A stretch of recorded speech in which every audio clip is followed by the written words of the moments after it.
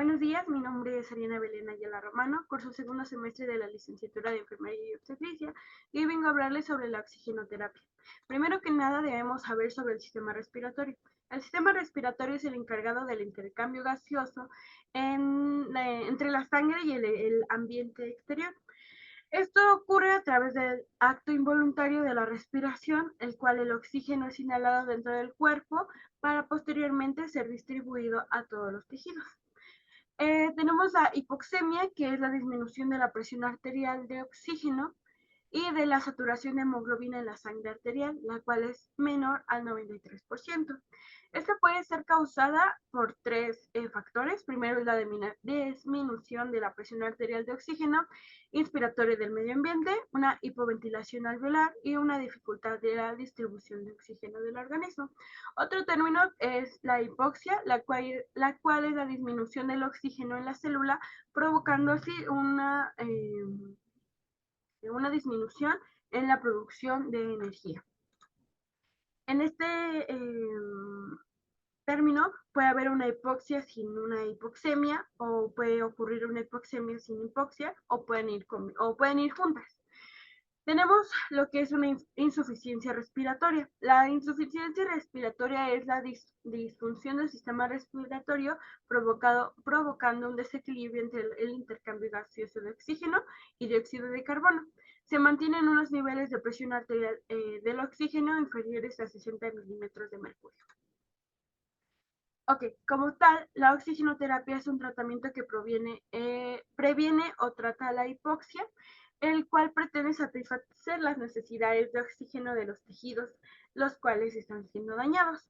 Consiste en el aporte de aire enriquecido de oxígeno por la vía inhalatoria, aumentando así la fracción inspirada de oxígeno y consecuentemente el contenido arterial de oxígeno.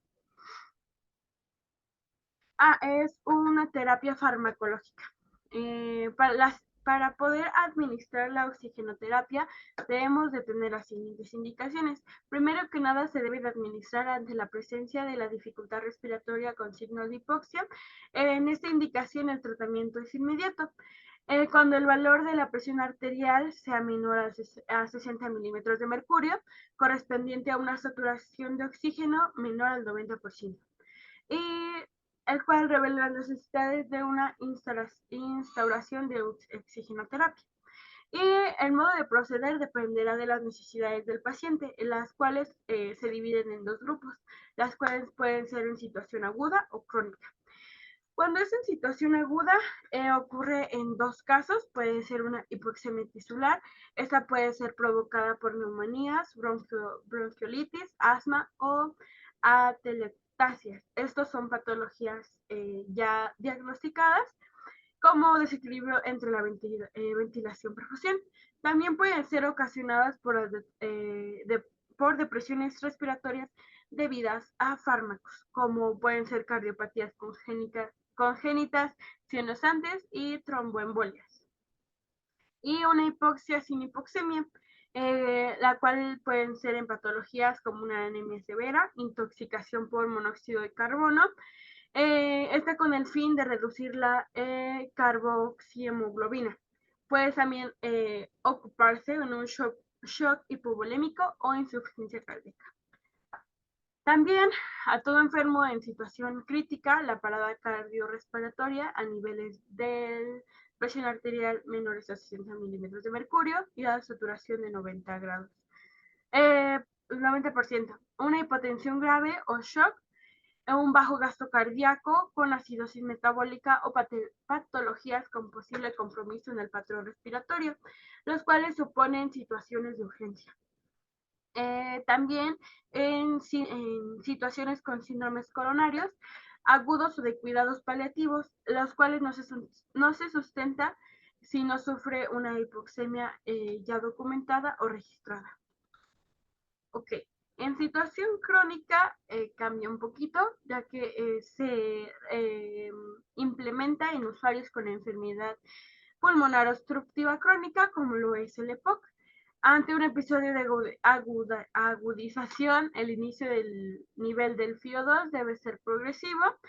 en pacientes que sufren una insuficiencia respiratoria hipercápnica o con riesgo de hipercapnia, y los niveles de saturación de oxígeno deberán situarse entre el 88 al 92%, controlando los niveles de dióxido de carbono.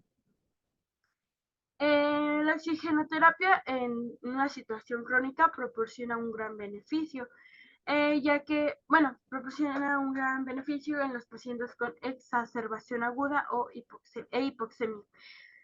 Sin embargo, todo tipo de terapia o procedimiento tiene un riesgo. El riesgo es provocar una hipercapnia o desencadenar un fallo respiratorio. Ya, por eso debemos de procurar que no se debe exceder una saturación de oxígeno mayor al 93% en estas situaciones. Tenemos diversas complicaciones. Las complicaciones físicas pueden ser traumatismos debido a las máscaras, sequedad en la mucosa nasal y ocular debido a que existan fugas en los dispositivos, desarrollar lesiones por presión, accidentes en el manejo del oxígeno, riesgos de quemaduras en caso de que se eleve la presión de la concentración del oxígeno. También tenemos retención de dióxido de carbono, el cual se produce con mayor frecuencia en pacientes con antecedentes descritos por hipercapnia. La hipercapnia agrava la hiperoxia mediante tres factores. Primero está el efecto Haldane, que es el aumento del dióxido de carbono disuelto en la sangre.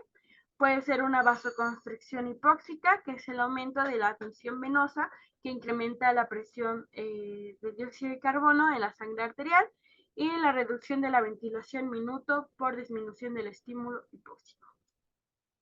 También tenemos otras complicaciones, como es la depresión respiratoria, que son alteraciones en el sistema nervioso central, alteraciones en la conciencia, pueden ser también coma y depresión respiratoria. Atelectasias. Ocurren cuando los niveles de FiO2 son superiores al 50%. Existe una disminución de nitrógeno en el aire inspirado a raíz del aumento del oxígeno, el cual esto conduce a un colapso alveolar. Se produce por una alteración en relación ventilación-perfusión. Este proceso se le facilita debido a una alteración a la aclaración de las secreciones, por un trastorno de una actividad mucosilar y de la función de los macrófagos alveolares. Y también existe la complicación más frecuente, que puede haber infecciones. Estas infecciones pueden ser por falta de higiene o a un mal manejo en los dispositivos. Tenemos lo que son las partes del equipo de oxigenoterapia. Primero que nada tenemos el manómetro, que son estos dos, el cual el manómetro indica la presión a la que se encuentra el gas en donde es almacenado, el cual sería la fuente, y el manoreductor regula la presión en la que esta es administrada. Posteriormente tenemos el flujómetro, el cual es el dispositivo que nos ayuda a controlar el flujo litro-minuto del gas administrado. Este puede variar, puede existir desde dispositivos de aguja a el sistema de bola, el cual sube o baja en un cilindro, también graduado. Ambos son graduados para ver en qué presión está siendo administrado el, bueno, con qué flujo litro, bueno, en qué flujo está administrado el oxígeno. Tenemos el humidificador. El humidificador se encarga, bueno, primero que nada, para administrar el oxígeno tiene que pasar por un proceso de cual es secado y enfriamiento, el cual para poder administrarlo tenemos que humedecerlo para poder administrarlo y no causar algún tipo de complicación. Se trata de un recipiente de plástico con agua destilada estéril que tiene aproximadamente 2/3 de capacidad. Posteriormente tenemos la pulsiometría, el cual se encarga de elaborar datos y ofrecer una cifra de saturación funcional. Tiene un resultado consciente en la oxihemoglobina y la suma con la hemoglobina reducida. Las principales ventajas de la pulsiometría es que es más barato, es una herramienta de evaluación no invasiva, los cambios de saturación pueden valorarse al minuto y así poder realizarse las intervenciones correspondientes en el momento indicado. La respuesta del usuario al tratamiento puede evaluarse inmediatamente en el proceso. Es un control continuo cuando el resultado es necesario y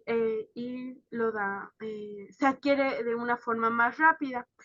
Sin embargo, el resultado puede modificarse en caso de existir pintaúñas, en caso de que la piel del paciente esté engrosada, tenga una mala perfusión cutánea o con concentraciones elevadas de carbohimoxioglobina.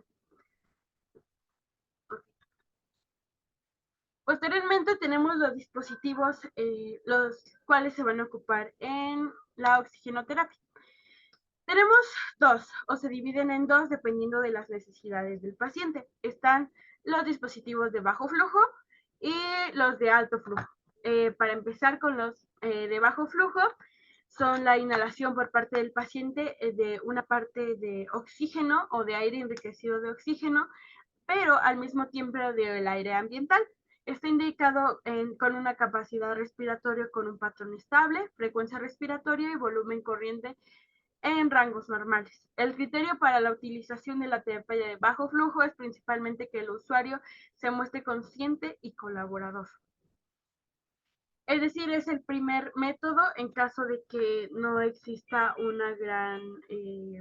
gran daño a nivel respiratorio. Tenemos que nada, las gafas nasales, son las más básicas y las más sencillas. Estas están indicadas en pacientes con necesidades de oxígeno a bajas concentraciones, enfermedades agudas o crónicas con hipoxemia o dificultad respiratoria leve. Es una oxigenoterapia a largo plazo o que así está indicada y también está en recuperación post-anestésica. Las gafas nasales pueden ser ocupadas también a domicilio o pueden ser estar en el paciente a lo largo en su vida cotidiana, por decirlo así. Es la interfase de administración de oxígeno más sencilla y más utilizada y mejor aceptada por el paciente ya que no es tan invasivo. Es elaborado por tubos de plástico ligeros y flexibles. Consiste en una extensión de 2 puntillas de 0.5 a 1 centímetro que se adaptan a las narinas del paciente y que se mantienen sobre los pabellones auriculares. Estas gafas permiten hablar, comer, dormir, realizar las actividades normales del paciente sin interrumpir el aporte de oxígeno administrado. Tiene un bajo costo económico y no contiene látex.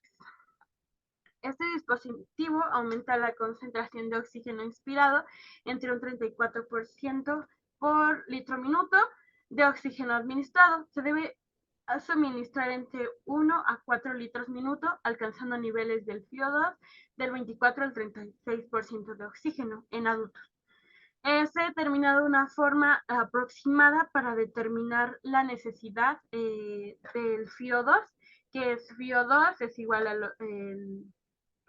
a 2 veces el oxígeno, más como 4 veces multiplicado el flujo litro minuto, y ya así podemos determinar cuál sería la cantidad o el suministro que se le va a dar en esta terapia. Una de las complicaciones o contraindicaciones es que como tal no es posible determinar exactamente el FiO2 que se le va a administrar al paciente.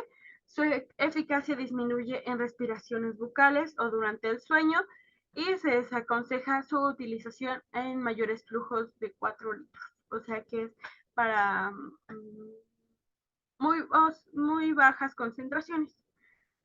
Como cuidados de enfermería, tenemos que controlar la posición y ajuste de las gafas nasales, que las fosas nasales estén permeables y libres de secreciones.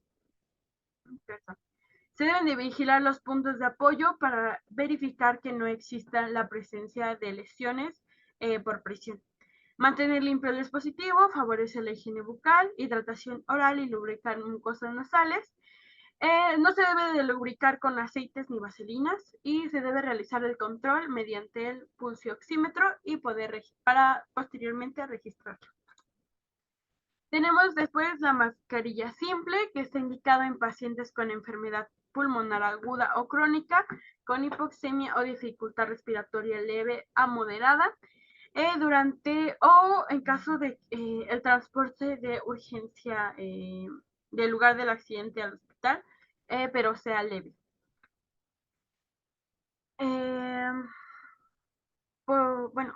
Las características es que posee orificios laterales que permiten la salida del volumen del aire, eh, se, el, ajá, que son expiradas a través de las válvulas unidireccionales que dificultan la entrada del aire ambiental durante la inspiración.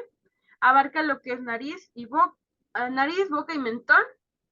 Eh, Se ajusta a través de la cinta trasera y pasador metálico delantero para ajustarlo en lo que es el puente de la nariz. Es sencilla y ligera y no contiene látex. Este dispositivo permite alcanzar una FiO2 aproximada entre 40 y 60% en un flujo de 5 a 8 litros minutos. Se debe de mantener mínimo un flujo de 5 litros minutos para evitar la reinhalación de dióxido de carbono. Se desaconseja su utilización en flujos superiores a 8 litros minutos y debido a que no aumenta la FiO2 administrada. No es aconsejable utilizar ya que es poco confortable y generalmente mal tolerada. Durante periodos de alimentación debe sustituirse por periodos nasales, es decir, se debe de estar cambiando por la anterior. Es difícil la comunicación, no es posible determinar con exactitud la FiO2 administrada, tiene una dificulta la expectoración incómoda en trauma o quemaduras faciales. Nosotros debemos de vigilar las posibles fugas de aire, ya que pueden ocasionar lesiones en lo que son los ojos, prevenir irritación en la piel y las lesiones por presión, valorar la mucosa nasal y oral, mantener limpio el dispositivo y si es el caso y es necesario, se debe desechar y cambiar, favorecer la higiene bucal y nasal, revisar regularmente la concordancia entre el flujo preinscrito y el suministro de oxígeno. La mascarilla con reservorio. Esta está indicada en pacientes con necesidades de oxígeno en altas concentraciones, como lo son con pacientes con insuficiencia respiratoria grave o intoxicación por monóxido de carbono. Son administración de gases anestésicos y tras la retiración de ventilación mecánica. Está contraindicada en pacientes con retención hipercápnica. Se pueden alcanzar altos niveles de FiO2 del 90 al 100%. El flujo de oxígeno suministrado debe ser de 10 a 15 litros minuto para mantener el reservorio constante, lleno y garantizar el oxígeno en altas concentraciones, la cual debe ser adecuado. Este consiste en un dispositivo que ya administra altas concentraciones de oxígeno. Se trata de una mascarilla simple de material de plástico transparente. Igual que el anterior, posee dos orificios laterales que permiten la salida del volumen de aire.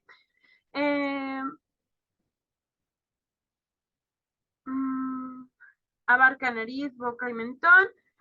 Se ha incorporado un mecanismo de reservorio al menos de 1 litro de capacidad entre la fuente del oxígeno y la máscara. Está separado en esta última mediante una válvula unidireccional que evita la entrada del aire del ambiente.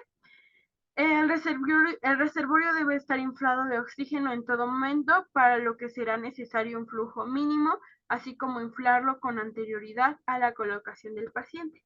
Y tampoco tiene látex. Es poco confortable. La contraindicación o la desventaja es que es poco confortable y generalmente es mal tolerada. Dificulta la comunicación oral. No es posible determinar con exactitud la FiO2 administrada. Dificulta la expectorancia, reinhalación de dióxido de carbono en flujos menores de 5 litros minuto. Nosotros debemos de vigilar que se encuentre en la posición correcta, revisar regularmente la concordancia entre el flujo prescrito y el suministro de oxígeno brindado, comprobar que las conexiones entre las mangueras o los tubos estén libres, que no existen, ¿cómo se llama? Que no estén presionados por algún objeto, como pueden ser sillas, ruedas u otros materiales de la habitación, ya que esto puede dificultar el procedimiento. Acá tenemos lo que son la primera, que son las gafas nasales. Después tenemos la mascarilla y la mascarilla con reservorio. De alto flujo, en ya son dispositivos que ya están instalados por un largo tiempo y con pacientes que necesitan un patrón ventilatorio independiente. Es un aporte constante de concentración de oxígeno, aporta en el requerimiento inspiratorio total del paciente, por lo que no necesita una inspiración en conjunto con oxígeno y el aire ambiente. Tenemos como que la más usada, que es la Ventimar. Está indicada en hipoxemia moderada, con requerimientos altos y estables de oxígeno, una retención de dióxido de carbono indicada. En los pacientes que se debe asegurar el aumento de presión arterial de oxígeno y al mismo tiempo con reserva a la respuesta ventilatoria de hipoxemia. Se caracteriza por que ya es un sistema más representativo de los dispositivos de alto flujo, como que es el más usado. Cubre la total demanda respiratoria del paciente, por lo que se suministra una cantidad de FiO2 exacta, independiente al patrón ventilatorio del paciente. Contiene unos orificios laterales que posibilitan la salida del aire exhalado al exterior. La mascarilla es de plástico sencillo con una almohadilla que facilita la adaptación anatómica y mayor comodidad para el usuario. Su efecto se basa en el principio de Bernoulli y no contiene látex. Igual que las otras mascarillas, cubre lo que es nariz, boca y mentón. Suministra a nivel de FiO2 constante, alcanza niveles de FiO2 entre 26 al 50%, correspondientes a flujos de 3 a 15 litros minuto. Tenemos como desventajas que es poco confortable y generalmente mal tolerada, dificulta la comunicación oral y dificulta la expectoración. Nosotros debemos vigilar las posibles fugas de aire, fundamentalmente hacia los ojos del usuario, para evitar algún tipo de lesión. Controlar regularmente que la mascarilla se encuentre en la posición correcta para así evitar fugas. Valorar los puntos de apoyo de la máscara y los accesorios con el fin de prevenir heridas y lesiones por presión. Situar al usuario en una posición Fowler con el fin de favorecer la respiración y realizar un control regular a través del pulsioxímetro y registrarlo para así tener la documentación adecuada. Tenemos las cánulas nasales de alto flujo. Estas están indicadas en pacientes con necesidades de aporte de oxígeno elevadas, insuficiencia respiratoria moderada y es colocada después de que se ha retirado la intubación mecánica, disconfort con las máscaras. Eh, la, Estas cánulas son similares a las convencionales, a las principales de bajo flujo. Sin embargo, son más cortas para evitar la pérdida de temperatura y están configuradas para reducir al mínimo la resistencia y la pérdida de calor. Proporciona cerca del 100% de humedad relativa de la temperatura del cuerpo para que el paciente pueda tolerar los flujos más altos. Posibilita la alimentación y comunicación oral. Existen adaptadores para personas con traqueotomía. No contiene látex y existen 2 equipos en el mercado con diferentes desarrollos tecnológicos. Nosotros debemos de controlar regularmente la posición y ajuste de la cánula nasal, comprobar que las fosas nasales del usuario se encuentren permeables y libres de secreciones, vigilar los puntos de apoyo de la cánula, especialmente en los pabellones auriculares y en la mucosa nasal, vigilar el grado de condensación de la cánula nasal, controlar la temperatura del sistema para tener una mayor humidificación, mantener las tuberías en declive para que el agua no fluya hacia la cánula nasal, que es la que tenemos en esta parte. Asimismo, tenemos diversos dispositivos de alto flujo. Uno de los más conocidos es el balón autohinchable AMBU. Esta es una herramienta terapéutica de primer orden en la asistencia en pacientes críticos, los cuales necesitan apoyo ventilatorio. Está considerado un dispositivo de bajo flujo cuando se encuentra acoplado con la mascarilla de ventilación convencional y de alto. En cambio, cuando se une a un tubo endotraqueal, en el caso de los usuarios intubados, se vuelve uno de alto flujo. El oxígeno se añade desde el balón, el cual es el de aquí, como podemos ver, de una fuente externa, para así conseguir las mezclas superiores al 50% o ir alimentando la bolsa de reservorio, optimizando el CO2 del 80 al 100%, con insuflación de la bolsa del reservorio del 12 al 15 litros minuto. En caso de que se sospeche la rotura de la vía aérea o la asistencia de la fístula traqueoesofágica. También existe lo que es el tubo en T. Este es un sistema de alto flujo que se utiliza en clientes intubados con tubos endotraqueales. El tubo en T proporciona altos grados de humedad, siendo necesario meter la extensión de chimenea, o así conocida, ya que funciona como un sistema de recirculación con el fin de disminuir la FiO2 administrada. Otro de los dispositivos de alto flujo ocupados en caso de traqueotomía es la mascarilla.